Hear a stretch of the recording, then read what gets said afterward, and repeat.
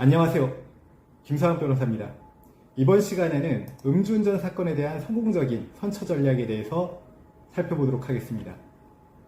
저는 대한변호사협회 공식인증 형사전문 변호사이자 제주지방법원 재판부별 국선변호사, 제주지방법원 논스톱 국선변호사 등을 역임하면서 수백 건의 형사사건의 변론을 성공적으로 수행해왔으며 현재 다수의 음주운전 사건의 변론을 진행하고 있습니다. 저는 제주지방법원 내 모든 형사재판부에서 음주운전 사건에 대해서 집행유예 선처를 경험한 바 있습니다. 이하에서는 제가 변론을 진행했던 사건들을 토대로 해서 구체적인 선처 변론 방법에 대해서 살펴보도록 하겠습니다.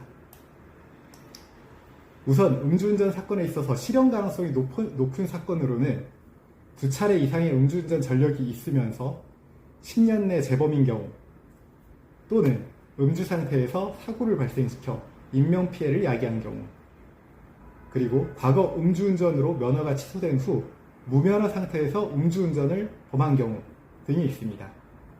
이와 같은 사안에 있어서는 대체적으로 실형이 내려지는 경향이 높고 예외적으로 집행유예 선처가 내려지는 경우가 있습니다. 집행유예 선처를 받기 위해서는 우선 사건의 경위와 관련하여 참작받을 점이 있는지 그 부분을 검토하고 그 부분에 대해서 의견을 정리해서 의견서로 제출할 필요가 있습니다. 사건의 경위, 즉 음주운전에 이르게 된 경위와 관련해서 특별한 사정이 인정된다면 선처의 가능성이 가장 높은 부분입니다. 제가 과거 변론을 수행하였던 10년 내 음주운전 재범 사안에서 피고인이 음주 상태에서 자신의 차량에서 잠이 들었다가 차량을 옮겨달라는 이웃 주민의 요청에 차량을 운전하였다가 적발된 사례가 있었는데, 해당 사건에서도 의견서에 이와 같은 사정들을 소상히 밝히고 입증 자료를 첨부한 후 재판부에 제출하여 결과적으로 매우 이례적이긴 하지만 벌금형의 선처가 내려진 바 있습니다. 음주운전에 이르게 된 경위 주장과 관련해서 내용을 어떻게 구성하느냐, 그리고 어떠한 방식으로 입증하느냐에 따라 실형의 위험을 벗어나게 하는 아주 좋은 변론 방법이 될 수 있습니다. 다음으로 재범 방지를 위한 구체적인 계획을 밝히는 것입니다. 재범 방지를 위하여 현재 보유 중인 차량을 처분하고 알코올 중독 치료 프로그램에 참여하며 이외에도 재범 방지에 대한 계획을 세워 이를 재판부에 현출할 필요가 있습니다. 이러한 계획서에 담겨있는 계획이 충분히 구체적이고 실형 가능한 경우에는 실형의 위험을 벗어나 집행유예 선처가 내려질 가능성이 높아지게 됩니다. 다만 계획서상의 계획들이 무성의하고 반성문과 다름이 없는 내용일 경우에는 유의미한 선처를 기대할 수 없으므로 반드시 구체적이고 실현 가능한 계획서 작성이 필요합니다.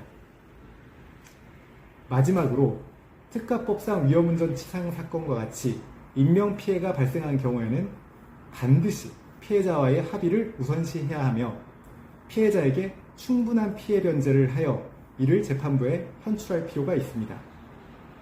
제가 과거 변론을 수행했던 사건에서도 위험운전 치상 사건으로 피해자가 전치 8주의 중상을 입었음에도 불구하고 피해자에 대한 적극적인 피해 변제와 합의서 작성으로 결국 피고인에게 집행유예의 처분이 내려진 바 있습니다.